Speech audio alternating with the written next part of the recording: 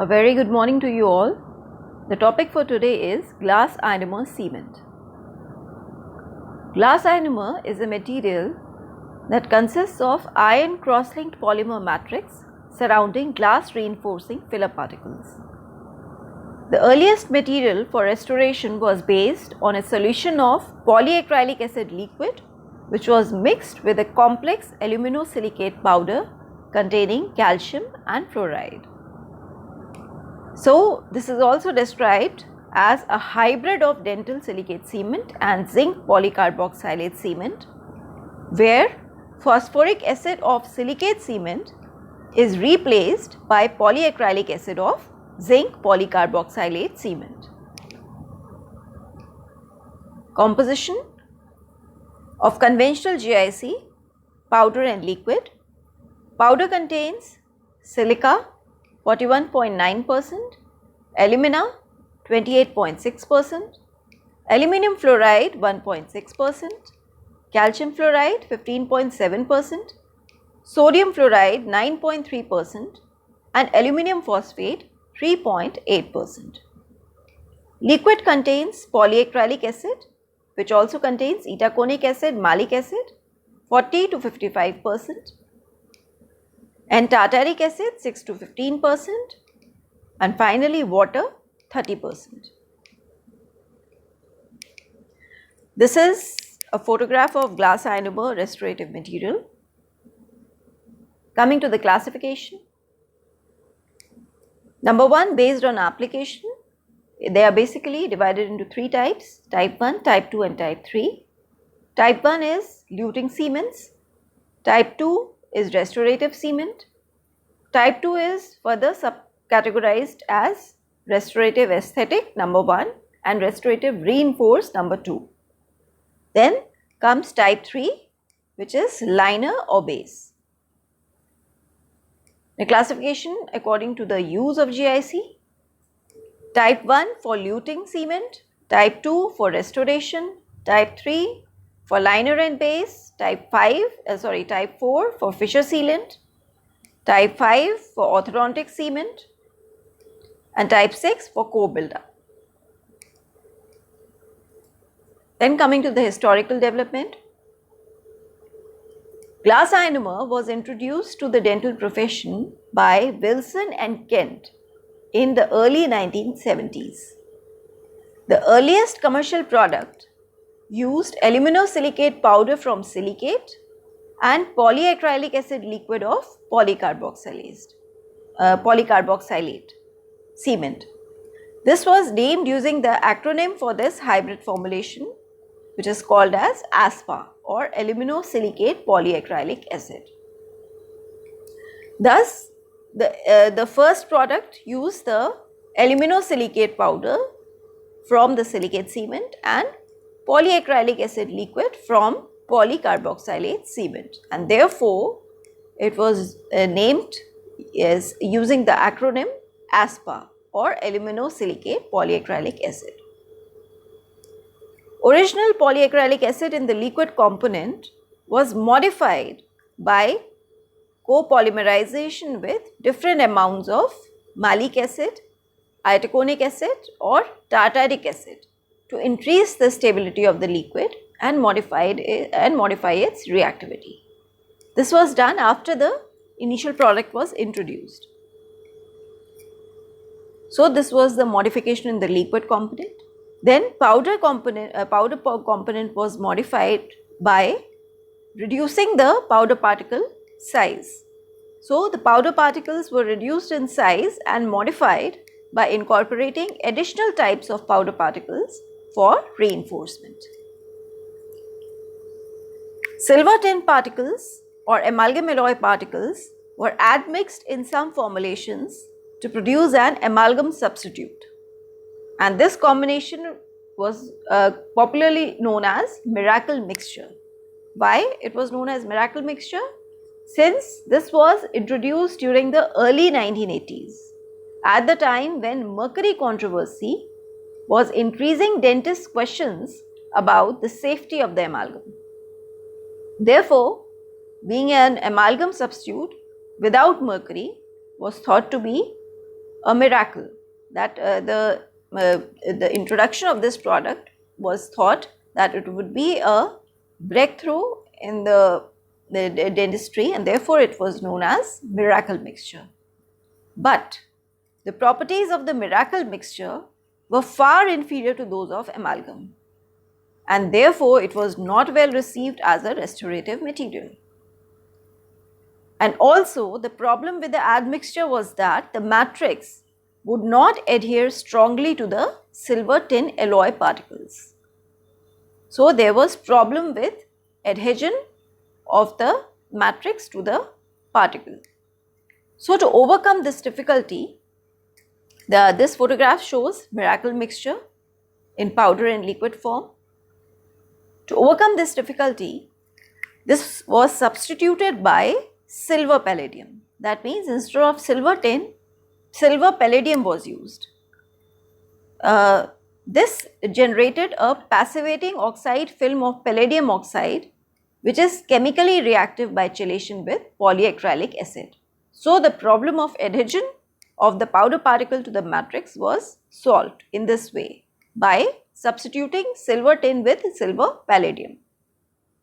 These mixtures were known as ceramic metal mixtures, or CERMET in short, and they were much stronger than unmodified glass ionomer cement, but they had poor aesthetics and they could not be highly modified. In the face of the limited success with these modifications, during the 1980s, glass ionomer compositions were promoted for less demanding applications such as liner, base, cement, core and root canal filling materials rather than as restorative materials. That means because there was limited success with the above modifications, in the 1980s, GIC was promoted for less demanding applications. That means other than restoration, they were used as liner, as base, as cement, as core and as root canal filling material, but they were not used widely as a restorative material. Glass ionomers were plagued by technique sensitivities due to mixing requirements, potential problems with post-operative sensitivity and the need for moisture protection to prevent surface degradation before the secondary setting reaction was completed.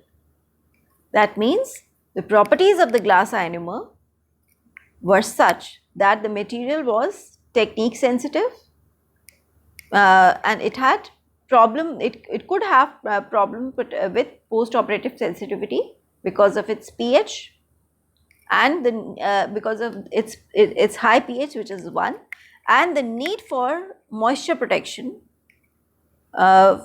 since the material is moisture sensitive in nature. So, before final setting, the material needs good moisture protection.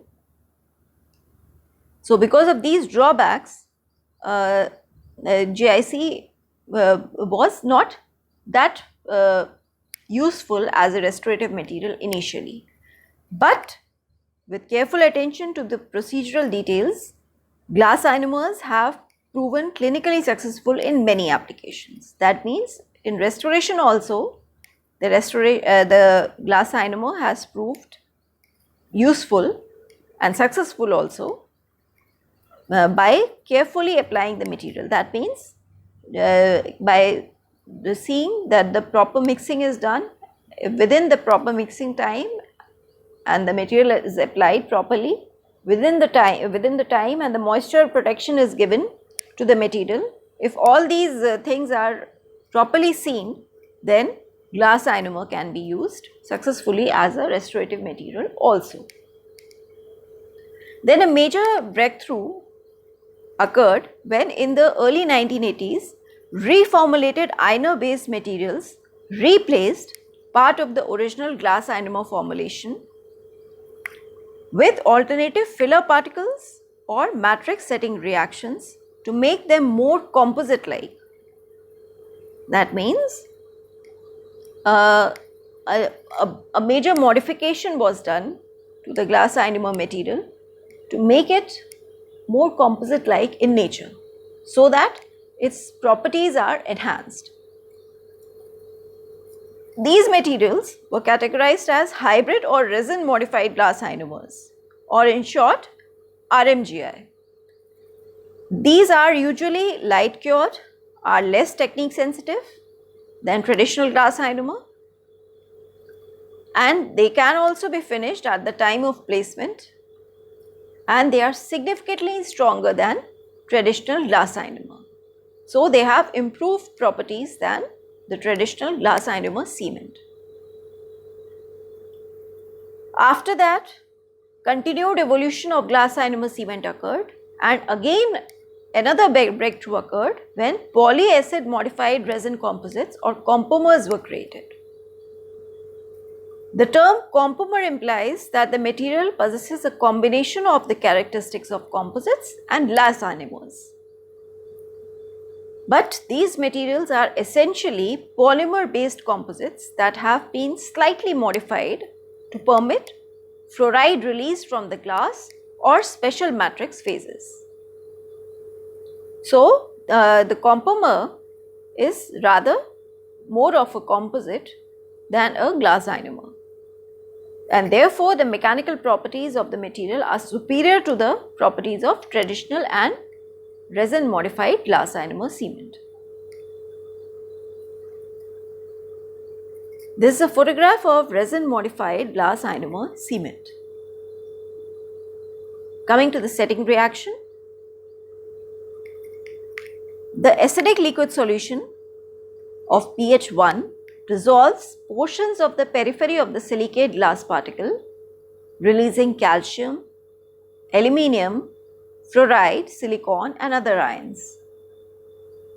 After that, the divalent calcium ions are chelated quickly by ionized carboxyl side groups on polyacrylic acid polymer chains, cross-linking the chains and producing an amorphous polymer gel.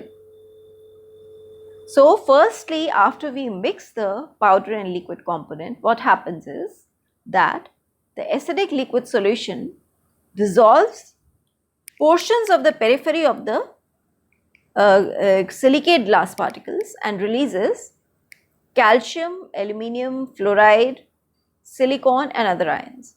So, when the acid dissolves the portions of the periphery of the glass particle, these ions are released, which are calcium, aluminium, fluoride, silicon and other ions. After this, what happens is that calcium ions, which are divalent in nature, they are quickly chelated by the ionized carboxyl side groups on polyacrylic acid polymer chains. There are carboxyl side groups on the polyacrylic acid polymer chains, and these carboxylic side groups chelate the calcium ions, thus cross-linking the chains and producing an amorphous polymer gel. This is how the initial setting occurs. After that, during the next 24 to 72 hours, the calcium ions are replaced by more slowly reacting aluminum ions to produce a more highly cross-linked matrix that is now mechanically stronger. This is the second phase of the reaction, which occurs during the next 24 to 72 hours. Here the calcium ions are replaced by slowly reacting aluminum ions, and this produces a highly cross-linked matrix in comparison to the initial less cross-linked matrix where calcium ions were chelated. Here these ions were replaced by aluminum ions, and this is the reason why a more cross-linked matrix is produced, and this therefore being a highly cross-linked, this is now mechanically stronger. Here you can see how the setting mechanism occurs. This is a diagrammatic representation. This shows the setting and adhesion reactions for a variety of glass ionomer compositions produced when ions are released from periphery of the fluorine aluminium calcium silicate or aluminosilicate glass particles dissolved by polyacrylic acid solutions. This is how the initial setting and the final setting occurs. Now, during the maturation involving aluminium ion cross-linking, that means during this maturation phase where aluminium ion cross-linking is occurring, silicon ions and unbound water also participate in producing an inorganic co-matrix, which is best described as a hydrated silicate. The carboxylic acid side groups are capable of chelating surface ions on the glass particles as well as calcium ions from the tooth structure. This is a very important point to note that the carboxylic acid side groups on the polyacrylic acid polymer chains are capable of chelating the calcium ions that are released from the glass particles or along with the calcium ions also from the tooth structure, because basically the calcium ions are divalent in nature. So, this kind of chelation can occur. This process will generate true chemical bonds at all internal and external interfaces when the reaction conditions are correct. So, what happens in through this chelation occurring inside the material through ion exchange between the glass particles and the carboxylic acid groups, and also between the carboxylic acid side groups and the calcium ions from the tooth structure. This causes true chemical bonds at all the internal and external interface. Internally, when the carboxylic acid chelates the calcium ions from the glass particles, and externally when the carboxylic side group chelates the calcium ions from the tooth structure. So, thus internal and external at all the interfaces chemical bonds are created, which helps in a very good chemical adhesion. Now, the set materials have modest properties compared with composites. That means they are not as strong as composite mechanically, but they have relatively good adhesion and the ability to release fluoride ions from the matrix for incorporation into the neighboring tooth structure to suppress caries. That means that the material, although is not mechanically strong, but it has two major properties which are which makes it have a material that has good advantages, better advantages than other kind of materials. These advantages are: number one, good adhesion, good chemical adhesion because of true chemical bonds, and number two, the release of fluoride ions from the matrix. So, in this way, because of this ion exchange, the material is widely used in dentistry as a restorative material also, and also as in other kind of applications like luting and as a liner, base, etc.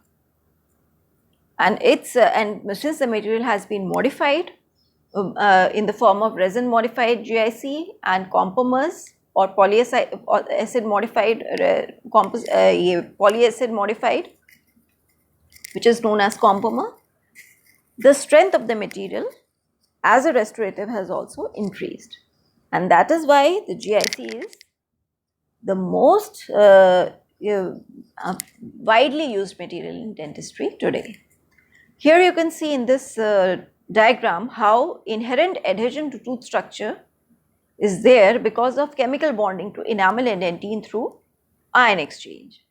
So, this is a diagrammatic representation of how chemical bonding occurs, and there is the material, how the ion exchange occurs between the material and the tooth structure, how the calcium of the tooth structure is chelated, and how fluoride is released to the tooth structure, thus giving good adhesion and fluoride release, which is the major advantage of glass ionomer cement.